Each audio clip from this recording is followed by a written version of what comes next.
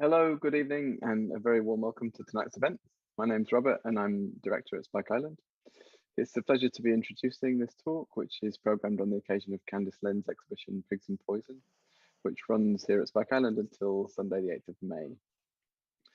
For tonight's event, shortly I'll pass over to João, who will present for approximately 45 minutes. Then we'll be in discussion for a short while, and I'll pass on any questions that we have from the audience. We should end at around 7:30. But before we get started, I've got a few housekeeping points. So Spike Island's public programs seek to create an environment for critical and open-minded discussion.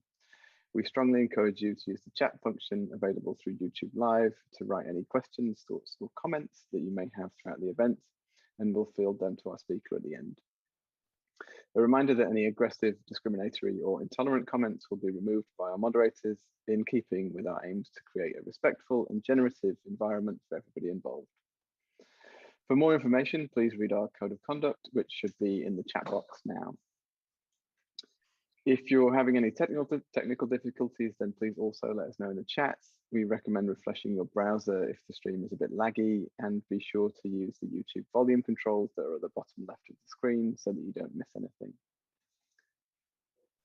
And as we have a new audience tonight, I wanted to share a little bit about Spike Island. So we're an art centre that supports, produces and presents contemporary art and culture across an 80,000 square foot former industrial building here in Bristol.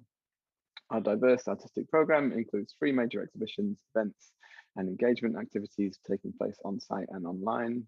And we champion outstanding work by emerging and underrepresented local, national and international artists, and aim to enhance access to contemporary art for audiences from all backgrounds. And so to introduce our contributor for this evening, Dr. Joel Florencio is Senior Lecturer in History of Modern and Contemporary Art and Visual Culture at the University of Exeter, where he researches queer visual histories of the body, health, sexuality, and sexual subcultures in relation to Western biopolitical, philosophical, and techno-scientific histories. He's the author of Bareback Fawn, Porous Masculinities, Queer Futures, The Ethics of Becoming Pig, published by Routledge in 2020, which is a book that analyzes contemporary gay pig masculinities, which have developed alongside antiretroviral therapies, online porn, and new sexualized patterns of recreational drug use. It examines them and their pornographic representations, speculating on their ethical and biopolitical dimensions in relation to modern European histories, ideologies, and conceptualizations of the male body. João, it's really wonderful to meet you and have you present this research to our audiences. Thanks everyone also for joining us, and also thank you to our funder, Arts Council England, and our partners, the West of England Visual Arts Alliance. Fantastic. Well, thank you very much, Rob, and thanks to Rosa and Gareth and everyone else also at Spike Island. Thank you for the invitation. I just want to say a few words before I start, and I'll be doing the academic thing of reading a paper, but hopefully it won't be too boring. So this is part of the book that Rob just mentioned. It was a project that I carried that was funded by the Arts and Humanities Research Council, and that I carried out in 2019 from 2019 to 2021, where I did exactly what Rob just said. And I think it's a project that somehow, maybe through some tangential way, touches upon some of the concerns that Candice Lin's exhibition brings up. So ideas of borders, of boundaries, and of the way in which the pig has historically stood in our imaginary as a creature that is somehow uncanny, that is like us and not like us at the same time, and that somehow that reminds us of some of the things we have learned to fear, and to define ourselves against through like processes of taboo, for instance. So that's what I'll be talking about. Also, just a little notice that there's not really pornographic images in the talk, but there is a short video around 28 minutes into the talk, a short 5-minute video that is the kind of opening to a scene in a gay porn video. It's an interview with the gay porn model, and so there's lots of references to sex there, to the kinds of sex that he enjoys, and kinds of sex that some people may find extreme or violent, or so bear that in mind. I'll also kind of give notice when the video comes up before I play it. So I'll just start. So peaks and thresholds. So in her book, Embodying the Monster, Margaret Childrick noted that in terms of modernist ontology, epistemology, and ethics, the ideal parameters of thought and action in the social world point to an inviolable self-body that is secure, distinct, closed, and autonomous. The autonomous subject Childrick makes reference to emerged in modern European thought as both the privileged agent of politics and the basic, self-contained, and indivisible unit of civilized society. Compelled to constitute itself by emerging out of his self-incurred immaturity, as Immanuel Kant invited us in his essay, What is Enlightenment? The modern autonomous subject was defined as the outcome of a process of teleological unfolding that saw man differentiating himself from pre-modern quote-unquote savages, children and women, all embodiments of the uncivilized and primitive state of nature by virtue of his, man, his ability to reason. So this process was understood to be necessary both for the emancipation of mankind and man's participation in political life, and for the development and protection of the social contract between the sovereign and his subjects, which would grant the latter access to civil and political rights. As Claire Rasmussen wrote, if autonomy is both the condition of boundaries and the process by which boundaries are drawn between the self and the world, it also implies the necessary boundaries of the political sphere. Autonomy becomes the precondition for participation in the democratic polity, since the right to self-governance is dependent on the judged capacity of that individual to govern herself. So that codependence of a modern autonomous polity and a modern autonomous subject require the development of a whole set of disciplinary discourses, institutions, and techniques of the body aimed at both governing the autonomy of individual men and at surveilling and managing those savages, children, and women who were seen to exist in a state of nature due to the ways in which they were thought to lack the ability to exercise reason and self-control, and thus be unable to control the urges and bodily rhythms that men were in turn supposedly able to manage through an ethics of the self, understood as an ethics of the proper body. For that reason, the body became one of the main targets of those disciplinary apparatuses, from talk therapies to psychiatric asylums, schools and prisons to settler missions and hospitals that aim to produce proper subjects, proper citizens, and efficient workers.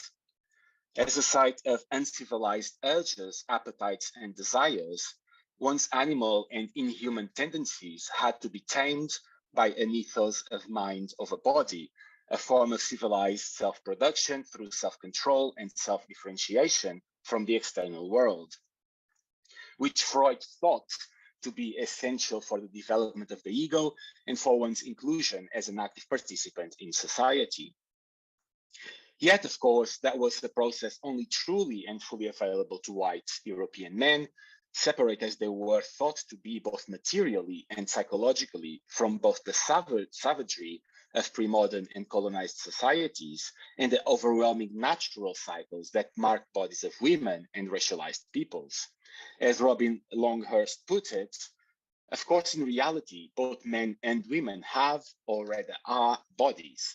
The difference is that men are widely considered to be able to seek and speak universal knowledge, unencumbered by the limitations of a material body placed in a particular material context, whereas women are thought to be bound to the desires of their fleshy, natural bodies placed in time and space.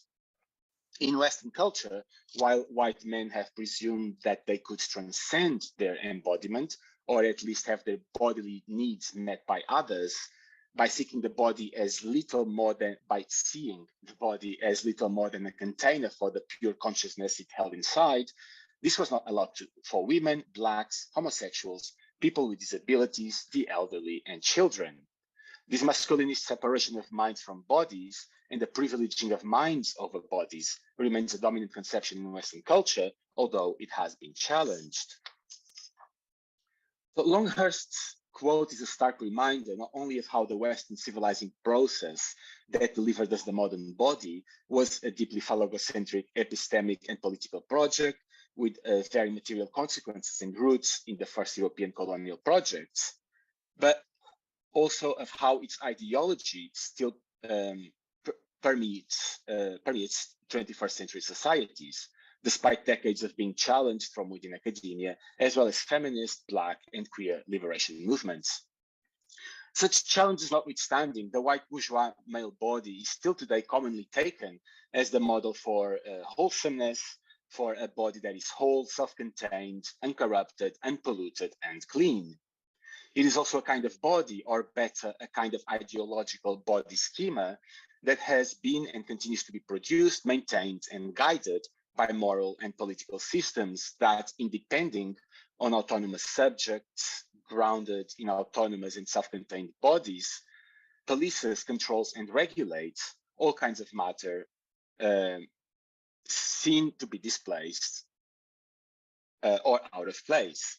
That is, everything that could be seen to threaten and pollute the integrity of the body, and by extent the autonomy of the subject, and thus the integrity of the nation. As Nick Land put it in his book on Georges Bataille, knowing that that its community with, that's a typo there, so knowing that its community with nature sucks it into psychosis and death, mankind valorizes its autonomy, whilst cursing the tidal desires that tug it towards fusional dissolution. Morality is thus the distilled imperative to autonomous integrity, which brands as evil the impulse to skinless contact and the merging of bodies.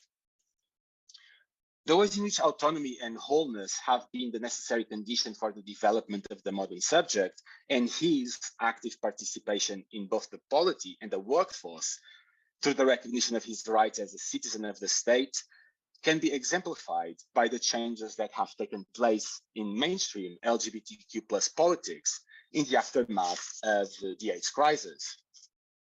This is particularly evident in what concerns gay men and their shift away from a liberation agenda towards a rights-based political project devised under the conditions of the social contract, whereby rights ought to only ever be granted to bodies that fully meet criteria for citizenship, including criteria for biological and sexual citizenship. A recent example of that appeal to autonomy and bodily integrity can be seen in the rhetoric deployed by Pete Buttigieg, then mayor of South Bend, Indiana, and candidate to the Democratic Party nomination in the 2020 US presidential elections, in his proposed LGBTQ plus policy white paper, aptly titled Becoming Whole. While a discussion of the usefulness or political value of the specific policies proposed by Buttigieg is beyond the scope of this talk, attending to the rhetorical register through which they were articulated as campaign promises is enlightening in the context of what I've been just arguing.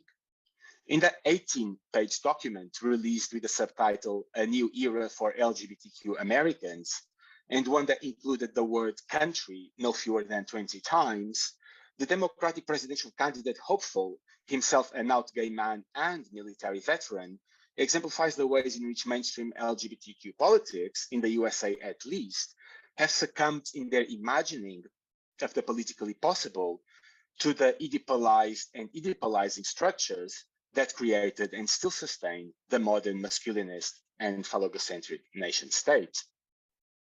If, as Tim Cresswell notes, the creation and maintenance of metaphors is an inherently political project with material effects and consequences, then in the context of this history of modern European political thought, one in which the idealized image of a unified and coherent male body has served as metaphor for an equally unified body politic, Buttigieg's framing of his vision for LGBTQ plus politics under the image of wholeness was not accidental. It is, after all, only through such becoming whole, with an H, that to him, gay men will no longer have to, quote, choose between the person they love and the country they love, end of quote. Being whole, that is, being one indivisible autonomous body, is a prerequisite for full citizenship and a condition for one to enjoy the political and civil rights that come with being granted membership of the state. It is only by being whole that it is only by being, quote, still from his white paper, whole, that gay men will be able not only to love their country, but most importantly, to be loved in return. Through that, they will be able to push their country to be what it has promised, or their country to be what it has promised to be all along, end of quote. And so thus tie the knot that makes their own survival, the survival of these whole gay men, dependent on the survival of the Oedipal institutions of the state, its laws, and its morals. If the pursuit of unity, wholeness, and self-restraint have sustained the formation of the modern subject through a disciplining of the body, as Michel Foucault, Elizabeth Freeman, and others have argued, it has also guided its later development into the self-administering, self-entrepreneurial subject of neoliberalism, the very subject invoked in Buttigieg's Becoming Whole. As noted in his proposal to launch what he named the We Belong National Mentorship Program for LGBTQ plus youths, Buttigieg's presidency would, quote, call on leaders in the public and private sectors to mentor LGBTQ plus youth and strengthen the resources, self-love, and sense of belonging they need to thrive.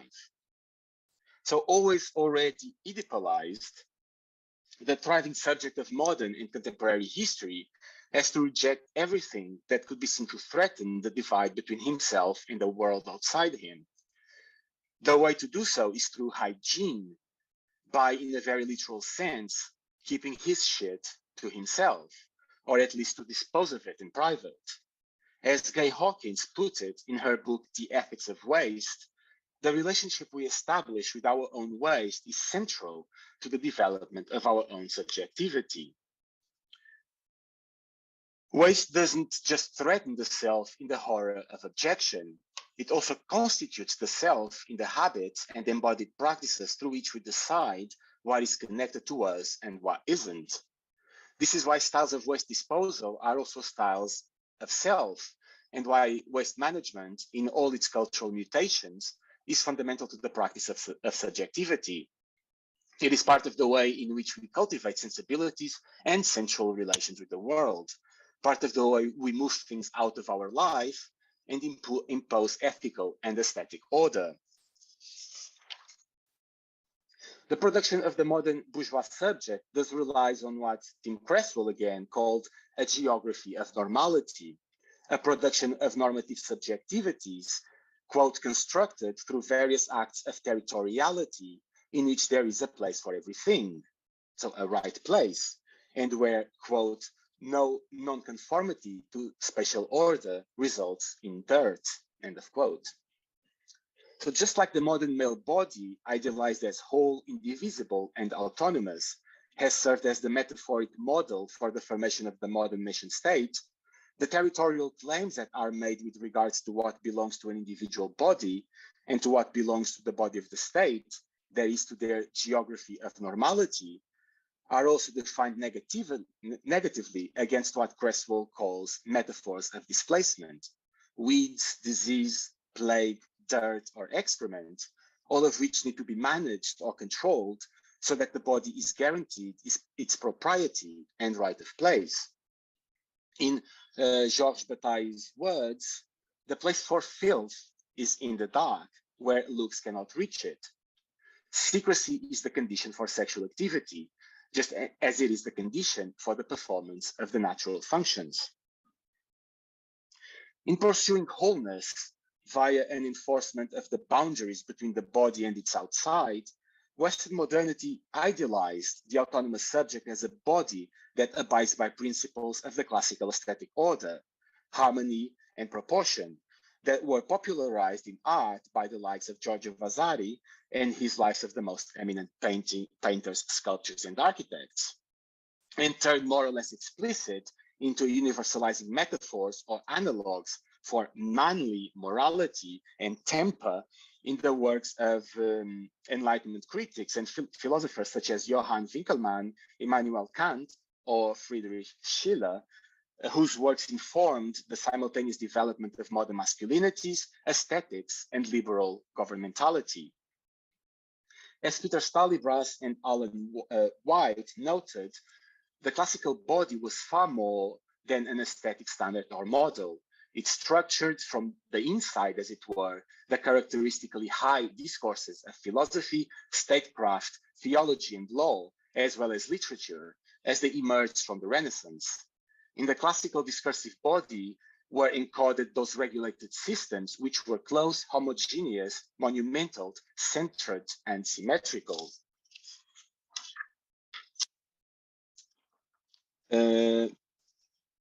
It is then no surprise that such a paradigm of wholeness also dominated as ideal not only European art, but also medicine, as far as the conceptualizations of the body were concerned. As Anthea Cullen has shown, the parallel development of art academies and anatomy theaters in early modern Europe was marked by a privileging of classical ideals of order, whereby it was the harmonious relationship of parts and the whole that granted the perfect body, always already male, not just beauty, but also health. And yet, Cullen contended, even if the canon of ideal human proportion represented universal man, man as the image in microcosm of the world of the order of the universe, the pursuit of that ideal was always somehow doomed to fail, producing images of masculinity that tended to be, if anything, deeply unstable. Whereas the idealized body was always ideologically whole, the nature of anatomy classes, whether in art academies or in anatomy theaters, required the breaking of the body into various constituent parts, and because of that, threatened the idealized stability and wholeness of that standard body. Equally, even if the idealized body was always white, bourgeois, educated, European, and male, the dead bodies being dissected on anatomy tables and the living nude models being drawn in academies were always, due to moral and religious imperatives, bodies of the lower classes, laborers, criminals, migrants, etc. What then, Cullen asks, is the status of an ideal or paradigmatic white Western masculinity if its physical and aesthetic perfection were embodied in the physique of a classed and racialized male other? This tight enmeshment of the idealized body of the modern European autonomous subject and its others was also famously highlighted by Mikhail Bakhtin in Rabelais in his World, his landmark study of grotesque realism.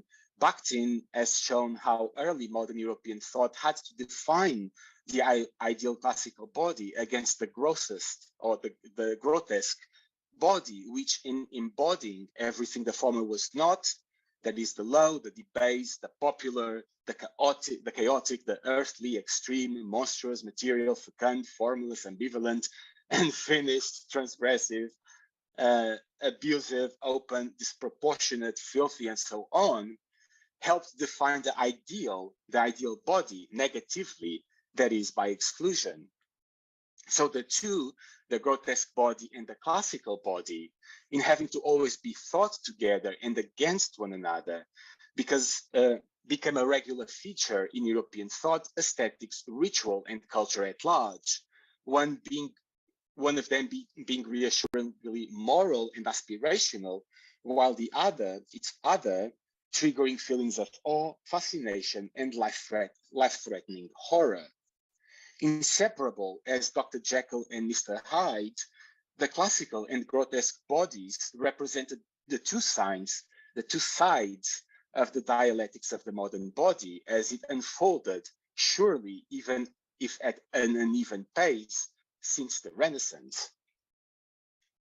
So in the modern dialectical push and pull between the ideal and whole and the failed and broken body, two figures would eventually emerge and maintain a continuous presence in our thought and culture, warning modern subjects against the dangers of surrendering to filthy, debased, formless realms of existence. Those figures were the monster and the pig. As creatures that help define the human territory of all, that help defend the human territory of all that which falls outside the idealized universal male subject of European history and politics, monsters and pigs are also simultaneously, and for that very reason, figures to which the body of the ideal man is deeply indebted through a process of co-constitutive negation.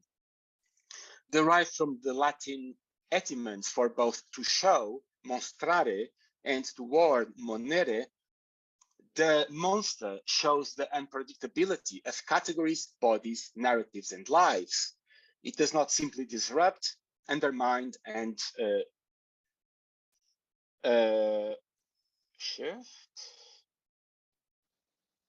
shift, but also reveals its now constitutive role in embodiment, where bodily integrity means living with others in the self, as well as with others in what we might call outside the self. Just like the monster, multiple, obscene, leaky, and constitutive of the modern subject as its other, so too did the pig become a matter of increasing concern in the long historical unfolding of that which we've come to know as modernity. Both celebrated as source of material sustenance and reviled for their wallowing in their own filth, pigs have always been, just like monsters, ambivalent creatures. In order to explore the anxiety-inducing existence of the pig as an ambivalent creature, I'd like to first draw from Edmund Leach's 1989 anthropological study of animal categories and verbal abuse, in which Leach produces a useful reflection on the roles language and taboo play in sustaining our worldviews. So he writes, I postulate that the physical and social environment of a young child is perceived as continuum. It does not contain any intrinsically separate things. The child in due course is taught to impose upon this environment a kind of discriminating greed, which serves to distinguish the world as being composed of a large number of separate things, each labeled with a name. This world is a representation of our language categories, not vice versa. Now, if each individual has to learn to construct his own environment in this way, it is crucially important that the basic discriminations should be clear-cut and unambiguous. There must be absolutely no doubt about the difference between me and it, or between we and they. But how can such certainty or discrimination be achieved if our normal perception displays only a continuum? We achieve this, Leach claims, the second kind of trained perception by means of a simultaneous use of language and taboo. Language gives us the names to distinguish the things. Taboo inhibits the recognition of those parts of the continuum which separate the things that we name. For Leach, then, while language teaches us to distill units from perceptual continuity, taboo forces us to throw out of sight that which would disturb the discrete nature of those units.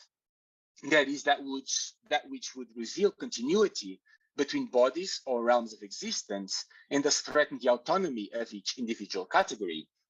It is precisely this process that, according to Leach, guides the ways in which different world cultures name and classify animals, depending on the different bodily and sexual taboos that order what each culture sees as proper and improper. As Lish notes, many cultures have a tendency to draw associations between the right ways of having sex and the right ways of eating, in that laws and social mores have been put in place to prevent us from either eating or fucking something or someone seen to be close to us. One does not have sex with members of one's immediate family, just like one does not eat one's pets. The farther our sexual partners are from our blood, the better, just like the farther the animals we eat are from the category of pets, the less morally objectionable our eating habits are. There are, however, animals that fall right in between the categories we've devised to classify pets according to their distance from us. When we classify animals according to how far they resemble us, we end up with the category pet, which mediates between man and beast, and by having characteristics of both. However, animals like goats, horses, and pigs inhabit the interstices between pet and beast, being simultaneously both and therefore neither of the two. They are therefore taboo creatures because they call into question the linguistic structures through which the world is given to us as a set of discrete units. It is because the pig isn't quite a pet in that it is wilder than, say, a dog, that we can allow ourselves to eat it.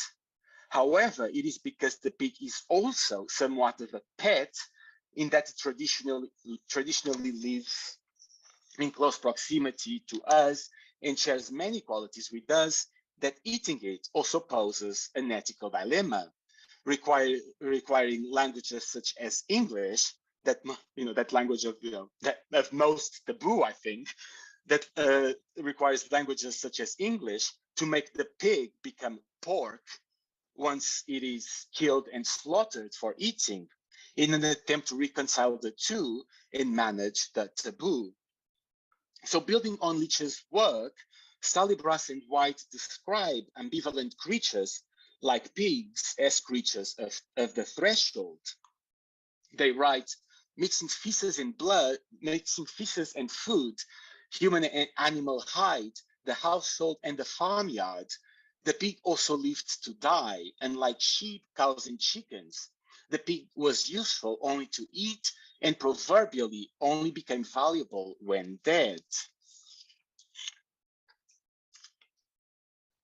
If the body of the autonomous subject had been idealized as a body with clearly defined and impermeable boundaries, pigs would eventually become metaphorical anchors for modern contagion anxieties, not only because of their intimate closeness with excrement and all manner of filth, but also due to the ways in which, despite all of that, they did still resemble humans, their skin being human-like, for instance, and had been traditionally kept close to us on our own backyards.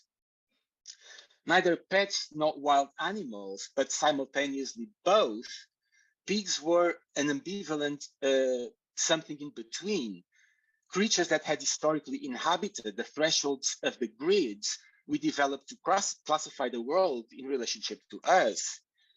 Thus, and as part of wider processes of sanitation and hygiene that were implemented in tandem with the development of bourgeois hegemony, the presence of pigs in the fast expanded cities of industrial modernity would come to be seen as dangerous and associated with unclean slums, horrifying threats to the emerging bourgeois form of proper embodiment and subjectivity.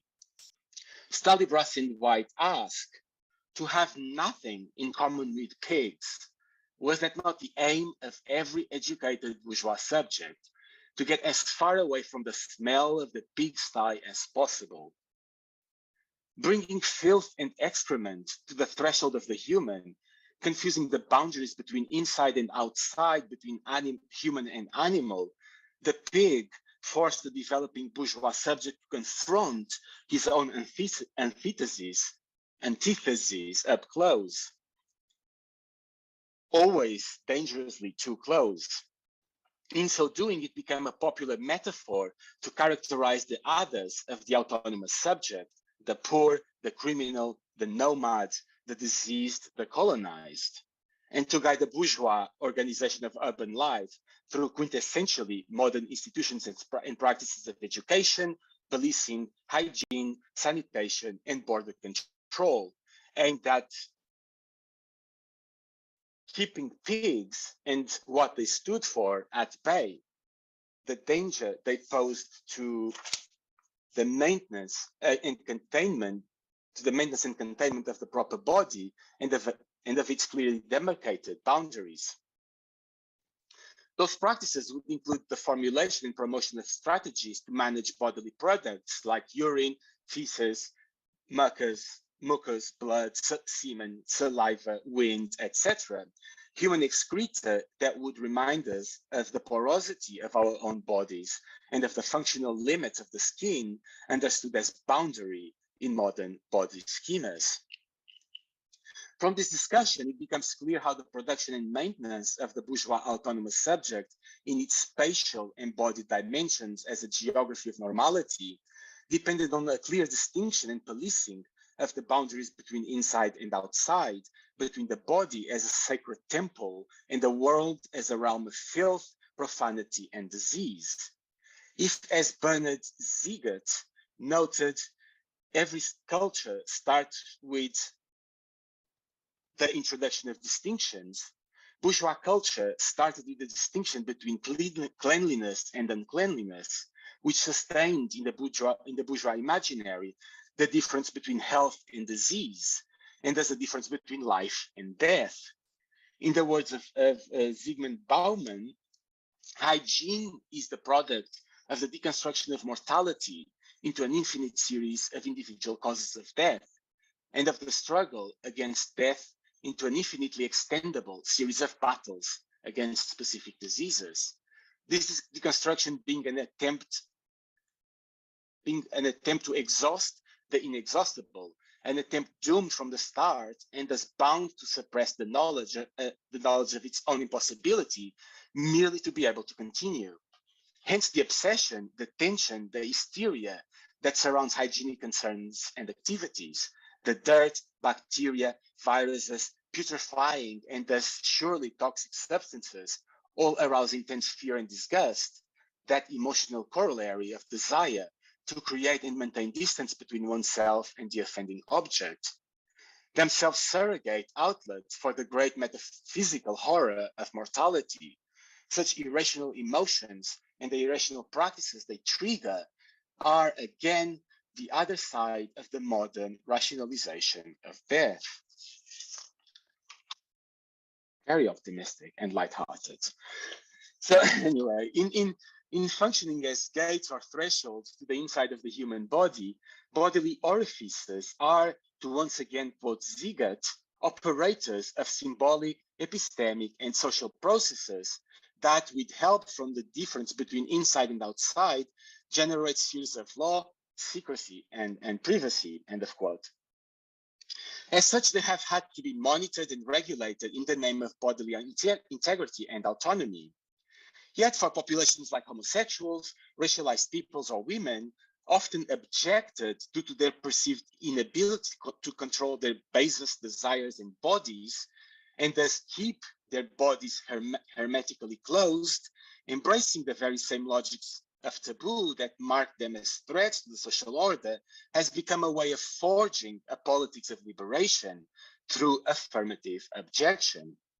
As Winfried Menninghaus notes in his study of the historical disgust, of the history of disgust and objection, and with references to the work of Judith Butler, homosexuals in particular, whom Freud still occasionally called the most repellent perverts, have thus been able, on the one hand, to condemn their own cultural objection as a repressive function of patriarchal authority, while on the other hand, provocatively affirming their abject existence as a socially unaccommodated way of life and source of pleasure.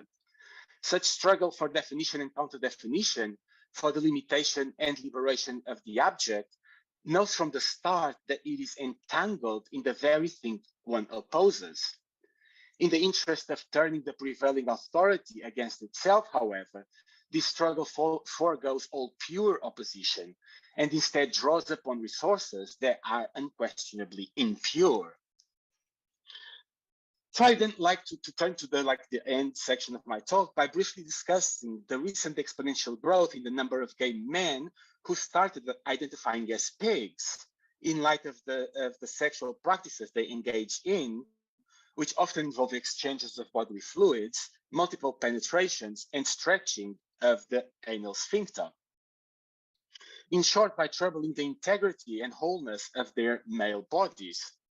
Before I close this talk with a brief discussion of that analogy between gay men and pigs, I would like to show you a short video clip, which, like I mentioned earlier, was taken from an interview with porn model Marco Cruz, which opens one of the scenes, one of the sex scenes from the 2010 gay porn video titled "The Real Pump and Dumps of New York City."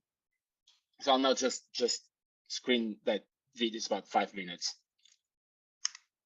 Oh, where is it? Oh, yeah, pigs here, pigs. Video now. See this? This is my fucking playground out here. Give me an idea of what's hot. What's hot? I went to a sex party.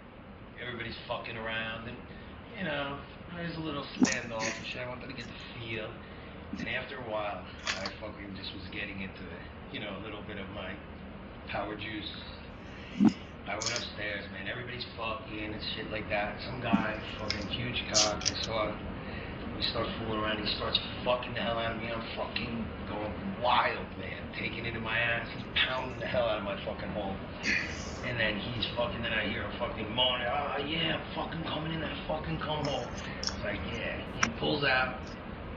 And I'm like, catch my breath. And before I even catch my breath, another guy starts fucking my ass. All right, come on, let's go. All right, I'm here at a sex party. Let's do it. And then I went to get up. I would say over 20 guys, fucking just boom, boom, boom. So what do you like? What do you want? What would you want? What would be an ideal fantasy for you? What's an ideal fantasy? Just like that. That just happened. That's the fucking ideal fantasy. So then explain, like, what just happened to you? I have macho guys that are even fucking more macho that are gonna fucking each take turns tagging my ass. And taking just go to fucking town. And you don't mind being pushed down and nope. Just letting them push down, my fucking chest is down, my fucking face is down in the mat or the fucking bed. Alright, and my ass goes fucking up. Give it to me like a man, I'm gonna fucking take it like a man. Fuck yeah. I fucking love getting it in my fucking ass. I like taking it like a pig. And I'm not gonna fucking say, oh, I'm versatile to make it seem like I'm more fucking masculine. Either are or you aren't. You can be a fucking top and be a big old fucking queen. Kidding me? If you're, you know. So I look for a guy that's that much more masculine, if not at least as masculine as me. So you like guys that just... Yeah, that's gonna, if I'm fucking sucking on a guy's cock, he's grabbing for my hole. And then that goes through my mind, boom, this is gonna be a hot fucking fuck session. So now... That's hot. When a guy starts grabbing for my hole right away, that's like... I said, I did good. This is going to work out fucking really good, man. Yeah, that's the way I like it. If we got 5 guys here, 4 guys, and blindfolded you, what would go through your mind? Like, what? Explain to me how I would not know who's fucking shoving it down my fucking throat, or shoving it up my ass. And I would just be more than willing to take it from both ends. Without knowing who they are and... Nope. Is there any need to know who they are after a while? It's like... Yeah, because then that fucking makes even the fucking fire and passion even more. Boom. Oh yeah, I'm enjoying it so much. Let's take it that one step further. But let's say you left your door open, right? Oh, that's hot. And you just literally, like, maybe you tied yourself to something or whatever, and you saw their pictures before, if anything. Or just said, or you just put up an ad and said, you know, my door's open, come fuck me. How about this? I got this friend up in Washington Heights. He says, man, Marco, the way you fucking take it is so hot. I want to fucking do on Friday, I'm going to put a fucking ad on the fucking computer and have each guy come in and fucking tag your ass, one guy after another. And I'm like, yeah, that's it. Fucking whore out my ass. Fucking make me take it like a man. You fuck me like a man, I'm going to take it like a man. Every last inch. I want to fucking suck on a cock so it's fucking huge as can be. I don't want to spare one last inch. Because when it's rock hard, I don't want to fucking take it in the ass. Well, how do you describe yourself in the nastiest, dirtiest words? If I was going to describe myself, I would say I'm a hungry bottom, cum-loving, pig-ass, hole-dripping, fucking cum-loving bottom.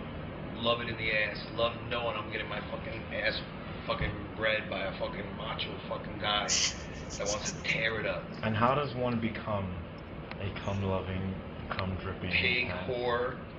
How does one loving become? Fucking pig whore bottom? Like me? Yeah, like how? Just enjoy it. Yeah. Just. Right. So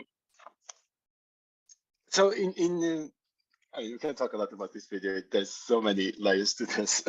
But so in seeking to take within them the bodily fluids of other men, gay men like Marco Cruz disrupt the idealized self-enclosed male body of Western modernity. That is, they trouble the boundary between inside and outside, which has operated as the material foundation of modern understandings of identity, citizenship, and political agency. To paraphrase Stanley Brass and White's discussion of the symbolic apparatus that developed around non-human pigs throughout modernity, gay pigs offer us the contemporary example of what we could call masculinities of the threshold. Given what I've been discussing in this talk today,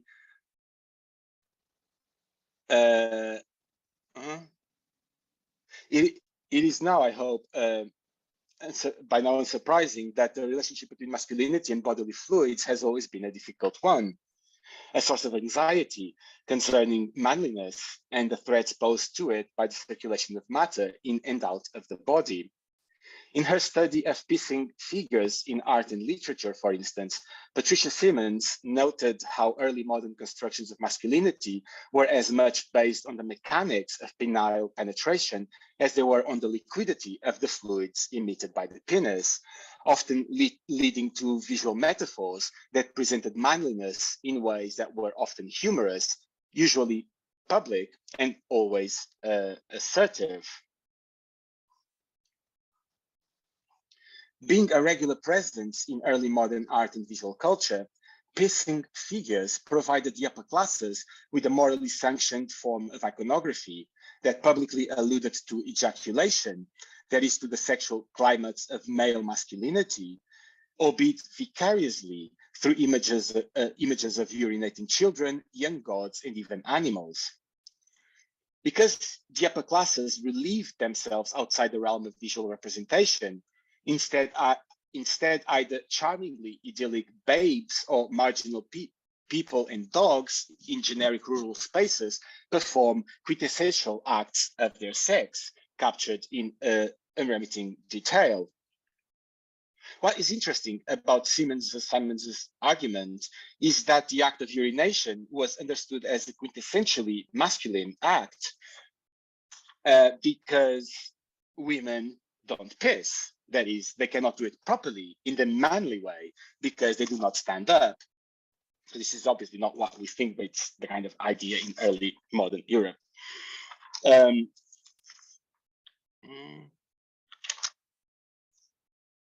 Right.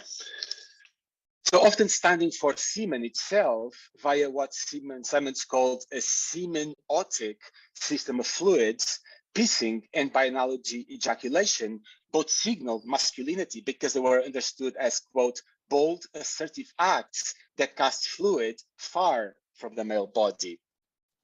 So this idea that the casting of fluid, the projection of fluid is defining of the male body rather than the taking in of fluid.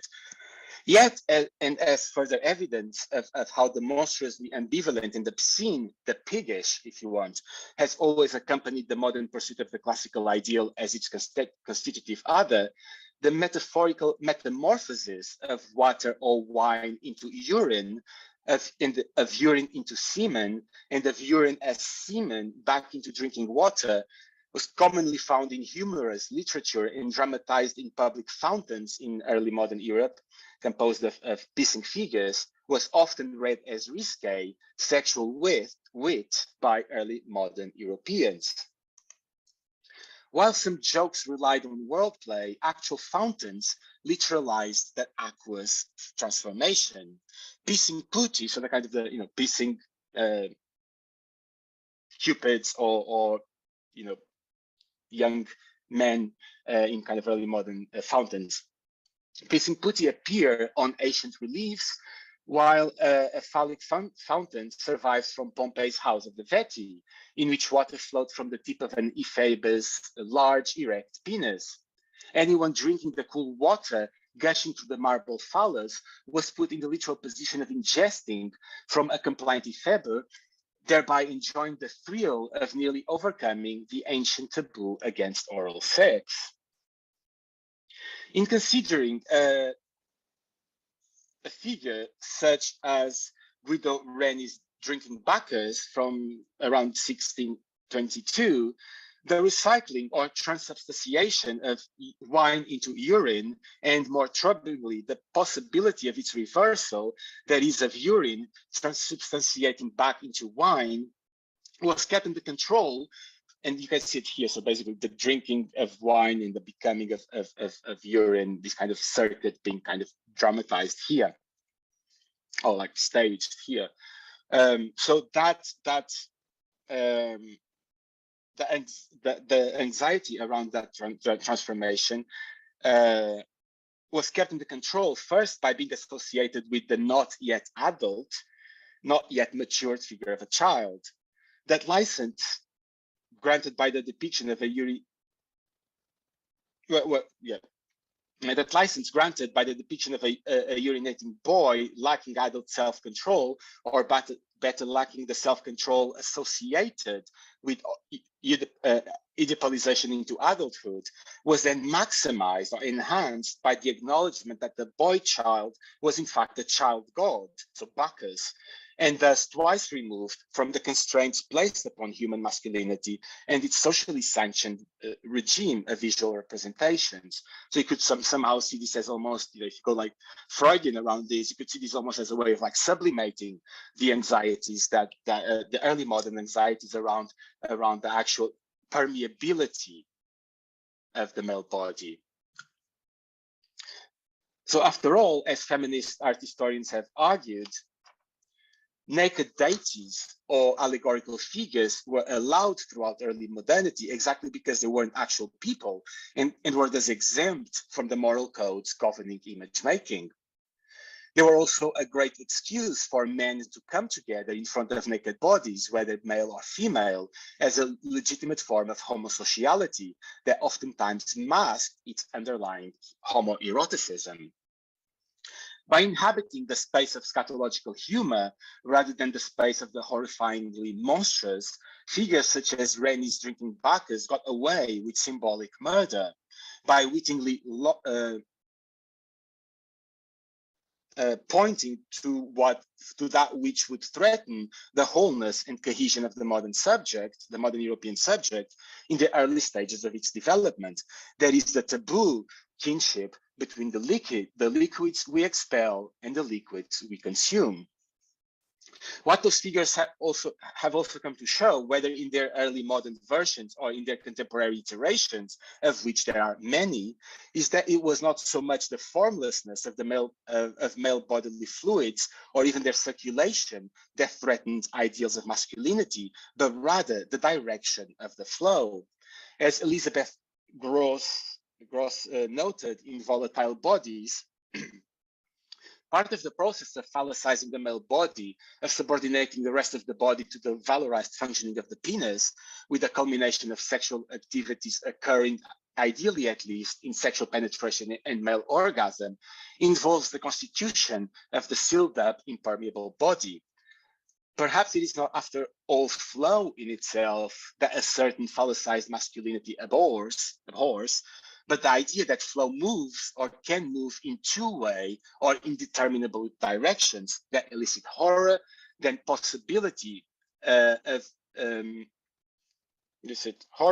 possibility of being not only an active agent in the transmission of flow, but also a passive receptacle. Following both Simons and Gross, it was not just a possibility, but the high likelihood that the male body could function as a receptacle for bodily fluids entering it through its orifices that threatened the ideological foundations of the male body as it would come to be conceived throughout the long history of European modernity. Amounting to a threat to the autonomy of the male body by emasculating it, the intake of foreign bodily fluids would also, by extension, threaten the autonomy of the modern European subject, and by analogy, the autonomy of the developing nation state and its polity.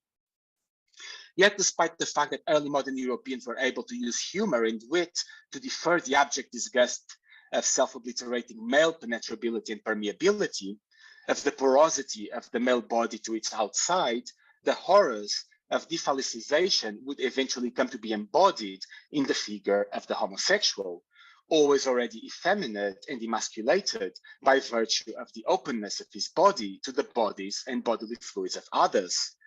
It is in relation to this long history of European ideals of autonomous masculine embodiments and subjectivities in their philosophical, political, scientific, and social dimensions that I situate contemporary pig masculinities as a response or a reaction to those.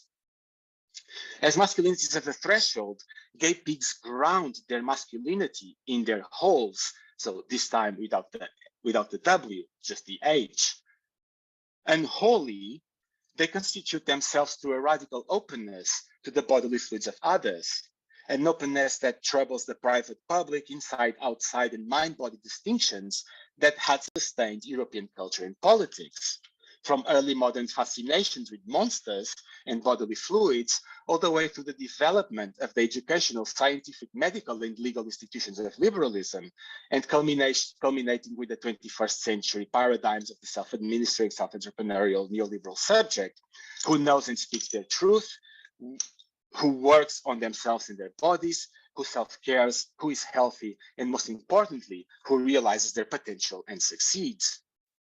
For even if as men, gay pigs do certainly, and I can't stress this enough, do certainly still benefit from what Ryan Cannell called the patriarchal dividend in their reframing of their masculinity through an excessive, unproductive, and abject economy of bodily fluids, the gay pigs still pose a risk to hegemonic forms of masculine embodiment and to their perceived universality and stability, or at the very least, they kind of highlight their kind of plasticity, not their universality.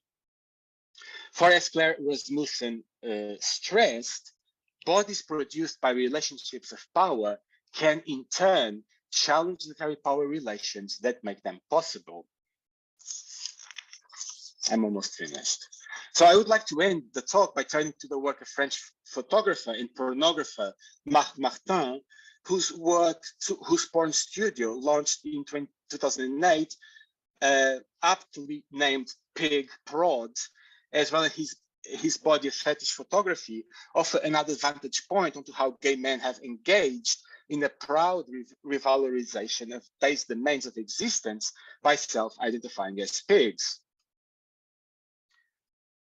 Martin's work feeds off and builds on homosexual and masculine imaginaries that were threatened by the onset of the AIDS crisis in the 1980s, whether in his photographs, which have been exhibited in museums and galleries in the US and Europe, or in the productions of his porn studio. Martin's work is marked by a certain kind of dark romanticism, a longing for a pre-AIDS era of gay cruising and experimentation in often derelict public spaces, as well as an attempt to reenact them in the space of fantasy by chasing, filming, and photographing locations and men that have not succumbed to him to the cleanup of gay culture that happened during the 1990s as a result of the epidemic. Deeply invested in his vision of masculinity, Martin's work often depicts models in derelict abandoned buildings, industrial wastelands, farms, factories, public toilets, sewers, and other spaces often associated in mainstream bourgeois culture with dirt and excrement. Further, and just like the locations of his shoots, so do his men, who are often photographed and filmed in dirty outfits associated with the working classes and manual labor. Skinheads, mechanics, farmers, construction workers, etc. It is this pursuit of derelict or dirty environments with unpolished, dirty kinds of masculinity, the kinds that fall outside the parameters of bourgeois demeanor, looks, and behaviors, that drives Martin's eye. As he wrote at the start of his photo book, Dur Labeur, Hard Labor, to my eye, real virility is not found in images of genitalia. Proudly displaying a hard penis does not define a man, nor does the image of a resting cock free it from a pornographic context. For me, the eroticism of the male body is always looking in its contours and its confrontations. My images are inspired by a bygone era, a time before the fixation on performance became the driving force of everything, before the obsession with hygiene destroyed any appreciation of its absence, before cruising by numbers had begun to dehumanize all eroticism. So much for nostalgia. I love shades and contrasts in photography and in life, troubles and joys. Rust speaks to me in its colors, its texture, its symbolism. Faded photos too, with those blurred images that say so much. And sometimes I prefer the cruel beauty of truth when the makeup is stripped away.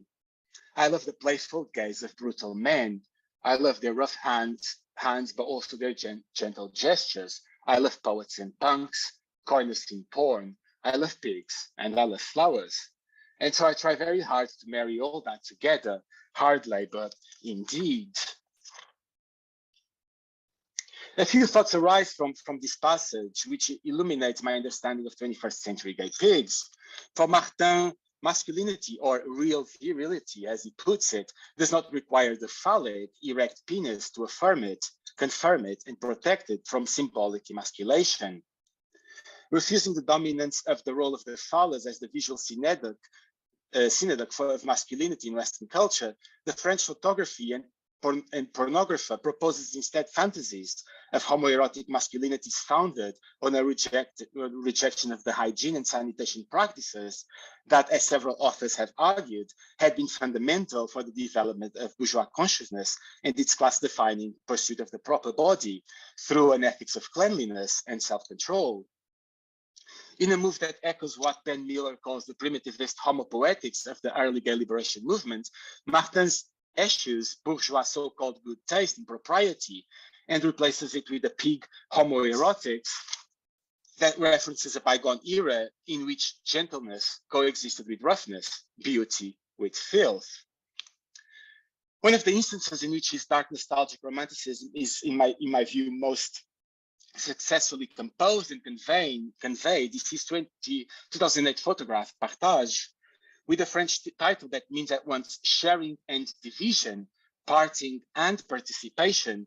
The photograph appropriates the classical Christian iconography of the Pietà, the Virgin Mary's lamentation of Christ after his death by crucifixion, and turns it into a striking image of one man carrying another out of what looks like an access to an underground sewage system. The two men appear caught in the middle of a poignant, almost solemn act, one in which their bodies have become photographically suspended together in what would otherwise be their parting away. Where were they parting away from? Were they parting away from one another, away from the underground from which they emerge, or both perhaps? Our uncertainty with regards to the narrative of which the image is only a snapshot frozen in time adds affective intensity to it, making it all the more piercing because it is all the more kind of ineffable. The combination of the rough looks of the men with their tattoos, piercing, dirty skin, and stained clothing, the darkness and filth of their surroundings, and their yet gentle and caring embrace, produces an aesthetics of contrast that invites us invites a consideration of the psychic depths and affective richness of the two male figures, as well as of the intensity of the bond that connects them as kin, conveying a sense of sublimity through negative transcendence. By that, I mean that the sublimity of the photograph's dark romanticism is achieved not through alluding to the high philosophical domains of sun-like figures such as God, reason, nature, or morality, as in Kantian discussions of the sublime, but through a downward investment in the subterranean dimensions of existence and of the psyche. In doing so, the image brings to mind both the spirit of the shu, as in under, realist thought of Georges Bataille, who saw destruction and decomposition as an achievement, not as negation of being. And the sacred aesthetics of other homoerotic works, such as Robert Mapplethorpe's Jim and Tom Sausalito from 1977, of which Heike said depicts the intersection of mortal suffering and spiritual ecstasy, where the rule of law meets the grace of trust. A description that also resonates with the effective charge of Martin's passage. It is in their investment in the transgression of bodily boundaries, pleasure, and desires, as well as their eroticization of low matter, that is, matter such as bodily fluids, that has been judged as dirty and as abjected by bourgeois culture, that defines gay pig masculinities in their alignment with the threshold spaces that pigs themselves were seen to occupy in cultural histories. As to the sexual experimentation and rituals that helped define before the onset of the AIDS crisis gay masculinities, in opposition to the middle-class heteropatriarchal privileging of reason over body and over the body and its messy interiors, contemporary gay pigs seem to have picked up where their forefathers had left, and inspired by their animal swine counterparts, centered promiscuity, dirt, and uninhibited sexual practices in their processes of subjectivation and sexual world making. And thank you very much for that. I'm done.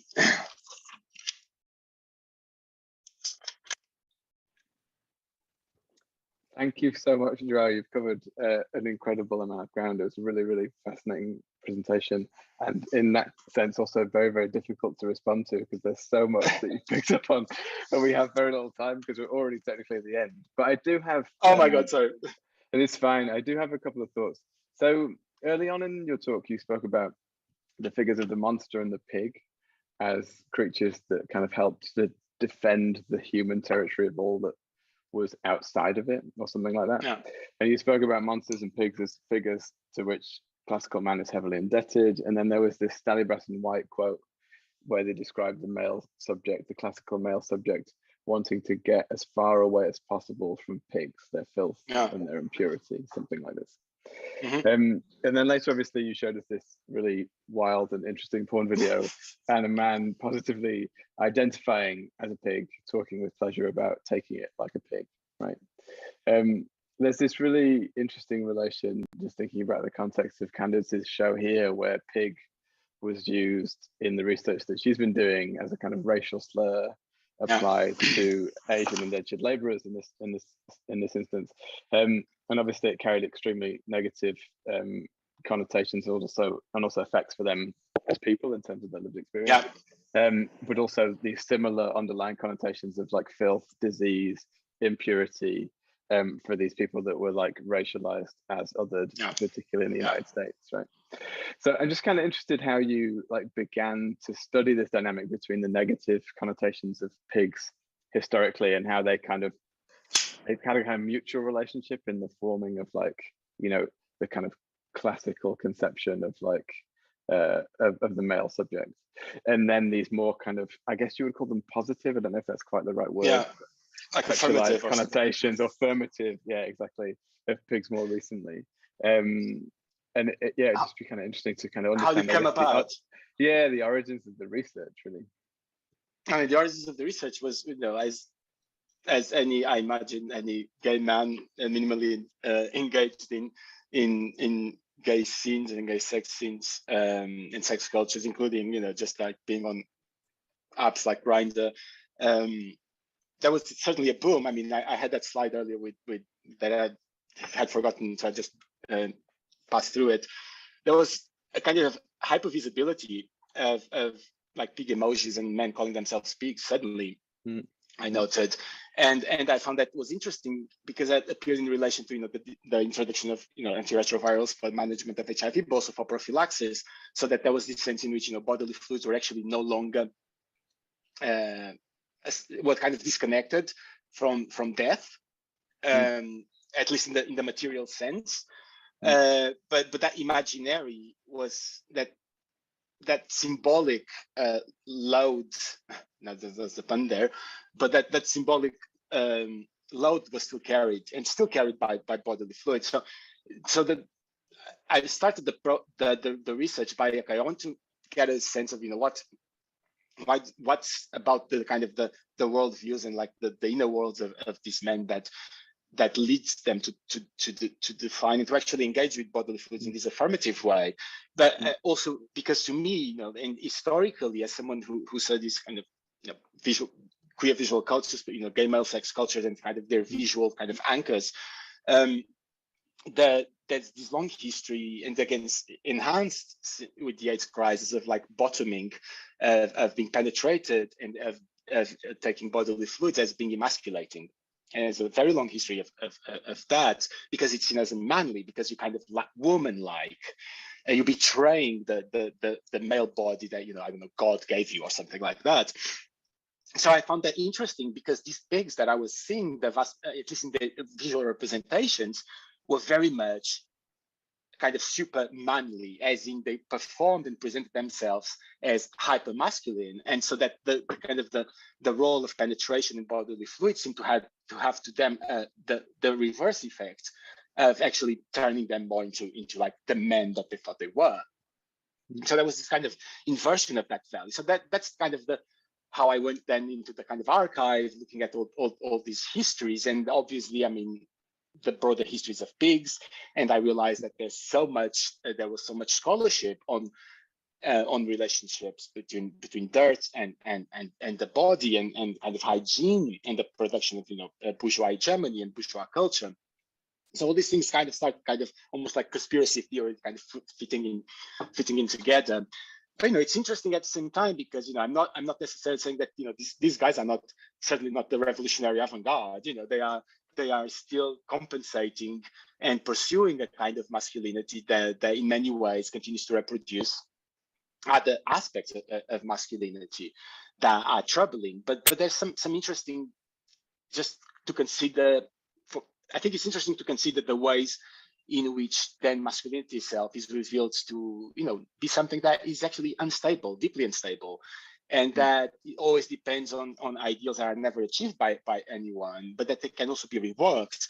And I think that another similarity, that, you know, by focusing on those ideas of third, actually we can find potentially like spaces for solidarity with other experiences of other people. So if you do it well, if you take this to the kind of a level of ethics that is not often encountered actually in these sex scenes, but that could be developed from them, you can develop forms of solidarity with exactly other forms of, you know, abjection with other people who have, for other different reasons, been objected as dirty, as you know, vectors of infection, as you know, unworthy of citizenship, of biological citizenship of the state, etc. And I think those stories and those kind of metaphors of dirt and the pig are something that connects so many of these stories. Yeah, I was also really like captivated by this difference that you talk about in the English language between pigs and pork. And there was a quote, I think, where it talks about pigs only becoming valuable once they're dead, right? Yeah. And that's something that also has like really interesting resonances, I think, with Candice's show, partly because, you know, some of the works that are in the exhibition actually look like melted pig corpses, and they reference this kind of history of the origins of the plague virus spreading in Europe. But it's also that the histories that are told in her work about Asian indentured laborers also becoming kind of bound up in colonial subjection at a time when slavery was meant to have been abolished. They were called pigs, and then they were killed, and they were also made into colonial commodities. So some of the research is looking at how these laborers were actually, once they died, their bodies were burned, their bones were turned into bone-black pigment. There was then this pigment that was used to refine sugar, which was a colonial commodity that was obviously widely in circulation at the time. And so it's just fascinating to think about how these things like overlap in kind of strange and compelling ways, but again, how the kind of classical references that you draw upon sort of like lay, I guess, the groundwork for these like alternative, like counter images, I guess, to like how the classical, white Western male conceived of himself, and therefore also constructed these conceptions of the other as, as foreign, racialized, disgusting, dirty, abject, whatever it might be. Absolutely. So, sorry. I was just going to say that. The history of colonialism is actually also deeply, as we know, informed the structuring of gender and sexuality in Europe. So it was the fear of the kinds of forms of embodiment and relationships with the body that were seen in among quote unquote savages in the colonies that flipped into or informed the paranoia with the body and with regulating the body in European culture. So that the history of colonialism is at the center, is at the core and the origin point of everything we think about the body and sexuality. Yeah. I'm afraid I don't think we have any more time for any more questions, but thank you again so much for a really brilliant and like compelling talk. No, there's so much in it, and it would be really great to be able to talk longer, but unfortunately I don't think we have time. That's okay. Well, yeah, thank you so much. No, thank you so much, João, and it's really just great to again understand kind of the full complexity and brilliance of your research and its connection to even tangentially to the work that's on display here. I think it's fascinating to think about how these kind of references overlap, contribute to one another, undermine each other at points, but it's really useful and wonderful for you to share your research with us. So obviously, if anybody would like to further understand the connections between what João's presented and Candice's exhibition, as I said at the beginning, the show runs until Sunday the 8th of May. So we're open Wednesday to Sunday, 12 till 5, and we're also showing an exhibition Nosferasta by Adam Khalil, Bailey Schweitzer, and Oba, which is a Rastafarian vampire movie for the ages. So there's lots to come and discover here at Spike Island. So please do visit if you can next time you're in Bristol, and also check our website for more details or images. If you've got any thoughts or comments or feedback on the event tonight, we'd be really grateful if you could share them with us via a survey. So there's a link in the chat, and we'll also send this to you after the event on an email. And obviously, if you would like to support Spike Island to produce more events like this, then please do consider making a donation online. Your support means a lot to us, and it makes a really big difference. So thanks once again for joining us this evening, and thanks once again to João and to my colleagues here at Spike Island, Gareth and Rosa, for facilitating things on the technical side. We look forward to seeing you again soon. Have a lovely evening, and goodbye. Thank you.